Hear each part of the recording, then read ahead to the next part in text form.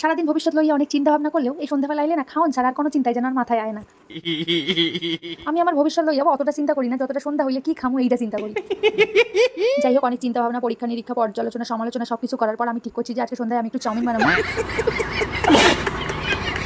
আমার মা আমার সবসময় কইতে থাকে আমি নাকি সারাদিন ফোন দেখি, আমাদের নাকি কিছু হইব না, কিন্তু আমি দেখো যে এইটা কইটা দেখে সেইটা কিন্তু আমার মাও পারতো না। এই যে দেখো তুড়ি মাইরা কিন্তু সব সবজি আমি কাটতে ফেলাইছি।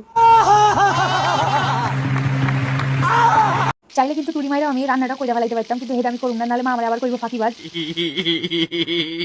তো যাই হোক, চলো এবার বেশি বকবক না করে এবার চাউমিনটা বানাইতে হইব, নাহলে এটা আবার সন্ধ্যা টিফিনের বদলে রাতে ডিনারে খাইতে হইব।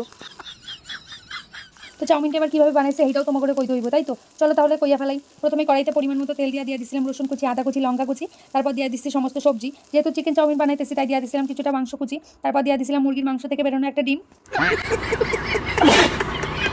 না মানে মুরগি ডিমের কথা কইতেছিলাম আর কি। তো যাই হোক, তারপর দিয়ে দিয়েছিলাম পেঁয়াজ কুচি, পেঁয়াজটা লাস্টে দিয়েছিলাম কারণ পেঁয়াজটা একটু কম ভাজা হইলেই ভালো লাগে। তারপর দিয়ে দিয়েছিলাম টমেটো সস, সয়া সস আর চিলি সস। নুনের কথা কই না দেখে আবার নুন দিতে যেন ভুলে যায় না, ওইটার কিন্তু আগে দিতে হবে, নাহলে কিন্তু স্বাদ একবারে পুরাই বেশ দেওয়া যাইব। যাই হোক, তারপর সিদ্ধ চাউমিনগুলো কড়াইয়ে দিয়ে হালকা একটু বেলি ডান্স করাই উপর থেকে ছড়া দিয়েছে একটুখানি ম্যাগি মশলা, ব্যাস তৈরি হয়ে গেছে আমার চাউমিন। চাউমিনের গন্ধে ছুঁচোতে অলরেডি আমার পেটে ডন মারতে শুরু করে দিছে, তাই এবার আগে আমার চাউমিনটা খাইতে হইব। তাই আমি খাইতে থাকি, আর তোমাকে যদি খাইতে মন চায় তাহলে কিন্তু তোমরা চলে আইতে পারো আমাকে বাড়ি, আর যদি খাইতে মন না চায় তাহলে আউনের কোনো দরকার নাই, বাকি কম পইরা যাইব। যাই হোক, একটুখানি মজা করতেছিলাম, রাখো না যেন, দরকার হলে আমার ভাগে চাউমিনটাও তোমাদের জন্য রাখা দিব। তো যাই হোক, ভিডিওটা যদি ভালো লাগে থাকে এখন কমেন্ট করে দিও, আর যদি ভালো না লাগে তাহলে 2-4 কমেন্ট করে একটু শেয়ার করে দিও।